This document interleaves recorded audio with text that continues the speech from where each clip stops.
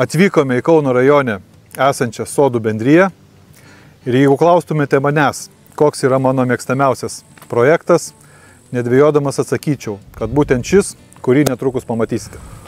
O mėgstamiausias ne vien todėl, kad tai vienas gražiausių mūsų pastatytų modulinių namų, bet ir todėl, kad užsakovė žinojo, ko nori, kas leido planavimo ir statybos darbus atlikti greitai ir sklandžiai.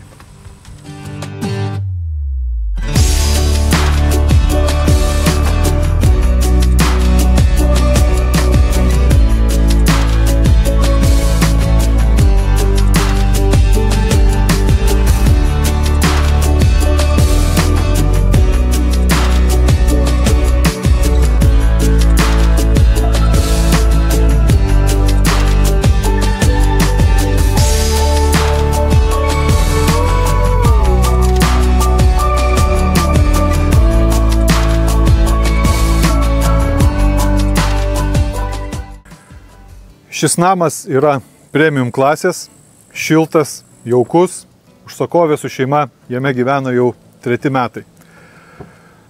Namo naudingas plotas 50 kvadratų.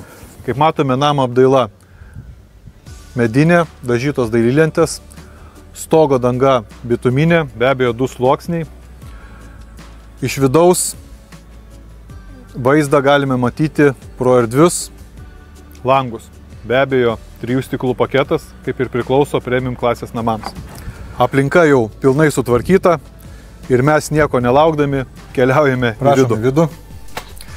Ir tie, kas mumis seka jau ne vienerius metus, gali pamatyti didelius pokyčius, nes šis namas pas klientę atkeliavo su dalinė apdaila. O dabar viskas yra pilnai baigta ir paruošta gyvenimui. Patekus į namą, pakliūname į nedidelį koridorių, kuriame yra spinta, susidėti daiktams, susidėti raktams. Toliau keliaujame ir pamatome vonios kambarį. Kaip matome, puikiai įrengtas. Ir vietos tikrai, nors ir nedidelis kambarys, bet jame tikrai užtenka vietos. Sekanti patalpa miegamasis, kaip ir kažkada minėjau, kuriame tikrai tilps karališko dydžio lova. Turime vieną netradicinį sprendimą mažesniai erdvei. Tai yra per pusę padalintas stiklas tam, kad galėtume atverti pilnai, nes jeigu versime visas duris, gali būti, kad užklius už baldo ar dar kažko. Sekanti patalpa, tai vaiko kambarys.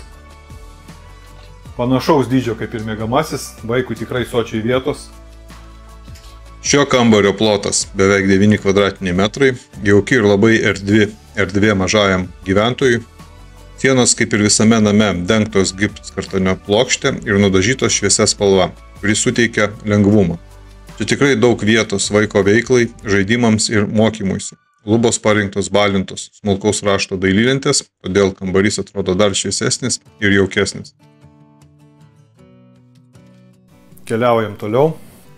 O čia virtuvė. Sumontuoti virtuvės baldai, salelė, duris vedančios į terasą, virtuvinių baldų komplektas ir paskutinė patalpa, tikrai puikiai atrodanti svetainė. Pripažinkit, tikrai gerai atrodo. Su dideliais vitrininiais langais, pro kurios matosi viskas. Šiame modulinėme name įrengtas grindinis elektrinis šildymas. Papildomai sumontuota oras-oras sistema patalpų šildymui ir vėsinimui. Pradžioje minėjau, kad užsakovė žinojo, ko nori ir vaizduotėje jau buvo susidariusi bendrą namo vaizdą. Kokia bus namo forma, apdailos medžiagos, spalvos, apšvietimas ir kitos detalės.